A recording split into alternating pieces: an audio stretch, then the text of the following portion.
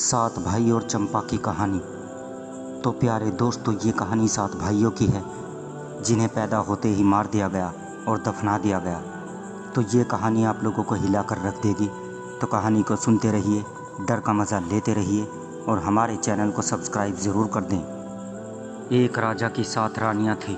प्रथम 6 रानियाँ अत्यंत अहंकारी थीं। छोटी रानी शांत स्वभाव की थी, इसीलिए राजा छोटी रानी को सबसे अधिक चाहते थे। बहुत दिनों तक राजा की कोई संतान नहीं हुई। उनके बाद इतने बड़े राज्य को कौन संभालेगा, ये सोच सोच कर राजा अत्यंत दुखी रहते थे। कुछ दिनों के बाद छोटी रानी ने गर्भ धारण किया। राजा के हर्ष का ठिकाना न रहा। राजा ने सारे राज्य में मुनादी करवा दी कि राज भंडार खोल दिया जाए। मणि माणिक्य, मिठाई, जिसे जो चाहिए जितना चाहे ले जा सकता है। बड़ी रानियां ईर्ष्या से जल भुन गई। राजा ने अपनी एक छोटी रानी की कमर में सोने की जंजीर बांध दी और कहा, जब बच्चा होगा तब इस जंजीर को हिला देना, मैं आकर बच्चे का मुंह देखूंगा। ये कहकर वे राज दरबार में चले गए। छोटी रानी को बच्चा होगा तो उसके घर में कौन रहेगा, ये प्रश्न उठा तो बड़ी रानियों ने कहा, इस कार्य हेतु दासियों की सेवा क्यों ली जाए, ये काम हम लोग ही करेंगे। बड़ी रानियों ने छोटी रानी के कमरे में जाकर जंजीर को हिलाया। राजा दरबार का कामकाज छोड़कर ढाक ढोल मणिमाणिक्य पंडित पुरोहित को साथ लेकर उपस्थित हुए, पर कुछ भी न हुआ देखकर निराश लौट गए। पुनः राजसभा में उनके बैठते न बैठते फिर जंजीर को हिलाया गया। राजा पुनः दौड़कर गए, इस बार भी कुछ नहीं हुआ। गुस्से में राजा ने कहा, जब कुछ हुआ ही नहीं तो जंजीर क्यों हिलाई, मैं सब रानियों को काट कर फेंक दूंगा। ये कहकर वे चले गए। छोटी रानी ने एक एक कर 7 पुत्रों एवं एक पुत्री को जन्म दिया। सारे बच्चे चांद के टुकड़े, फूल की कली जैसे लग रहे थे। उनके जन्म लेते ही कमरा प्रकाशित हो उठा। छोटी रानी ने धीरे से पूछा, दीदी कौन सी संतान हुई है। बड़ी रानियों ने छोटी रानी के सामने मुंह पिचकाकर हाथ नचाकर कहा, संतान न हाथी, तुमने तो कुछ चूहों और मेंढकों को जन्म दिया है। ये सुनते ही छोटी रानी बेहोश हो गई। निष्ठुर बड़ी रानियों ने जंजीर को नहीं हिलाया और वे चुपचाप षड्यंत्र करने में जुट गई। उन लोगों ने एक गमले में 8 नवजात शिशुओं को डाला और पिछवाड़े के बगीचे में एक गड्ढा खोदकर उसमें दफन कर दिया। लौटते समय कुछ चूहे एवं मेंढक के बच्चे एक टोकरी में लेकर आई और उसे छोटी रानी के समीप रखकर जंजीर को हिला दिया। राजा फिर ढाक ढोल गाजा बाजा मणिमाणिक्य नौकर चाकर पंडित पुरोहित को लेकर पहुँचे।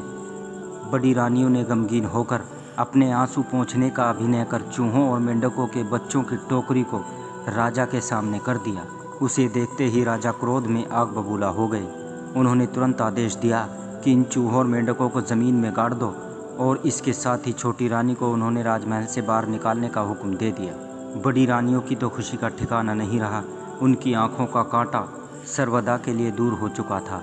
छोटी रानी को तो उन लोगों ने राजा से मिलने भी नहीं दिया और उनका राजसी वस्त्र उतार कर उसे दासी की तरह भटकने को मजबूर कर दिया। दिन बीतने लगे। बड़ी रानियों के तो मज़े हो गए, पर राजा उदास रहने लगे। उनके मन की शांति छिन गई। उन्हें किसी काम में मन नहीं लगता था।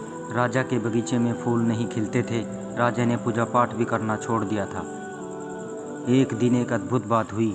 राजा के माली ने देखा कि बगीचे में चंपा के साथ और चमेली का एक फूल खिला है। उसने राजा को ये बात बताई। राजा ने उसे आदेश दिया, वे फूल तोड़कर लाओ, आज उन्हीं फूलों से मैं पूजा करूँगा। माली फूल तोड़ने बगीचे में गया। उसे देखते ही चमेली के फूल ने चंपा के फूलों से कहा, 7 भाई चंपा, जागो रे जागो। तभी सातों चंपा के फूलों ने एक साथ कहा, क्यों बहन चमेली, हमें क्यों बुला रही हो। चमेली बोली, राजा का माली आया है, उसे फूल तोड़ने दोगे या नहीं। देखते ही देखते चंपा के सातों फूल ऊपर उठ गए और उन्होंने एक स्वर में कहा, नहीं देंगे नहीं देंगे फूल, और ऊपर उठेंगे। पहले आए राजा, फिर देंगे फूल। ये देख माली अवाक रह गया। उसने ऐसा चमत्कार अपने जीवन में कभी नहीं देखा था। फूल की डालियां फेंककर वो दौड़ा दौड़ा राजा के पास गया और उन्हें सारी बातें बताई। सुनकर राजा आश्चर्यचकित रह गए। तुरंत सभी सभासदों के साथ वहां उपस्थित हुए। फूल तोड़ने राजा जैसे ही आगे बढ़े, चमेली फूल ने चंपे के फूल से कहा, 7 भाई चंपा, जागो रे जागो। चंपा के फूलों ने पूछा, क्यों बहन, किस लिए बुला रही हो। चमेली बोली, राजा स्वयं आए हैं, उन्हें फूल तोड़ने दोगे या नहीं। चंपा के फूल और ऊपर उठ गए और एक स्वर में बोले, नहीं दूंगा फूल, उठूंगा और ऊपर, पहले राजा की बड़ी रानी आएगी तब दूंगा फूल। ये कहकर चंपा के फूल और ऊपर उठ गए। राजा ने बड़ी रानी को बुलवाया। बड़ी रानी शंख बजाती हुई फूल तोड़ने के लिए आगे बढ़ी। उन्हें देख चंपा के फूलों ने फिर कहा, नहीं दूंगा फूल, उठूंगा और ऊपर, पहले आए मंझली रानी फिर दूंगा फूल। राजा ने मंझली रानी को बुलवाया। फिर एक एक करके सारी रानियां आई, परंतु फूल ऊपर उठते गए।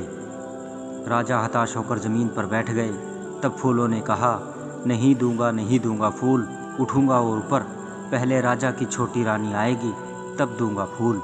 लेकिन छोटी रानी है कहाँ? राजा ने उसकी खोज में नौकरों, रक्षकों और सिपाहियों को राज्य के चारों ओर भेजा। सभी ने उसे ढूंढना आरंभ किया। अंत में वो मिल ही गई।